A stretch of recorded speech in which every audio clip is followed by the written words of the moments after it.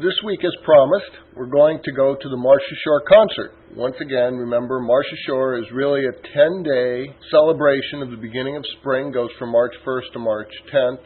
During the week, there's a lot of things that are going on. There are little Martisors that they hand out that you're supposed to wear over your chest, and I'll show you a picture of those in a little bit. But it's a lot about music. It's a lot about celebration, dancing.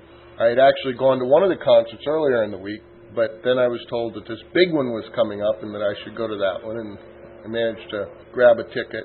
Sergio and his girlfriend were going. So I went to the concert, and you'll see that this is really a celebration of all of the various cultures that are involved. I have put up in the resources section of this week some website links that talk a little bit more about the concert, talk a little bit more about some of the artists. A few of the artists are mentioned on Wikipedia because of their fame in the area in Romania or Moldova or Russia. And so I thought you could see a little background of the quality of the people that were involved in this concert. What you've been looking at in these next couple slides are pictures that I took while I was waiting for the concert. The first slide obviously was the outside. This theater is called the National Palace. It's quite nice, as you've seen. There's actually this big auditorium, but there's also a smaller theater upstairs, I'm told. Somebody asked me if I might be interested in going to a play up there. I haven't done it yet. But these are just a few pictures I took from the balcony, from downstairs. I don't know if you can pick out Sergio. He's the one that I went to the New Year's Eve thing with downtown. So you may pick him out of one of these pictures. As we look through these pictures, one of the things that was hard to capture was just how high energy some of these dancers were. As you can see from this picture, these are fairly young people, ballroom dancing, and they just kept moving and moving. It was just phenomenal how good these young people were.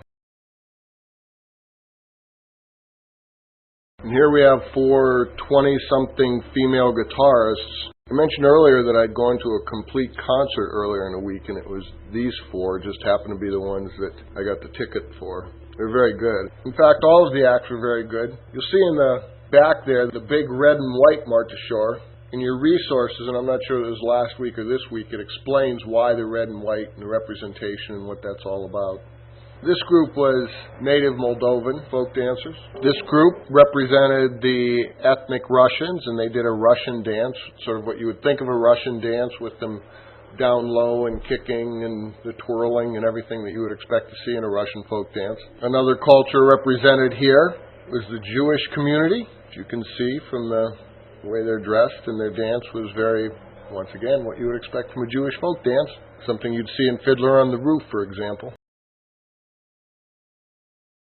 These next 3 slides represent Ukrainian, Bulgarian, and then Moldovan folk cultures.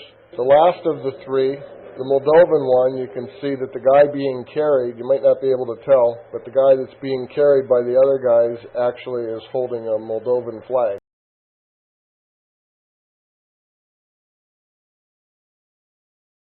And the last individual group performing was the Roma. Very high energy, very colorful. Now, just so you know, we almost universally in America call the Roma gypsies, and yet to them, that's an ethnic slur, just so you're aware. They're technically Roma. Gypsies is an insult. And then there was a big finale, which probably lasted 15 minutes, where one by one the groups came out, stayed on stage while the next group came out and performed a little bit, stayed on stage until, like the country itself, the stage was made up of all the different cultures in one place. I'm just going to let a few of those pictures run without comment.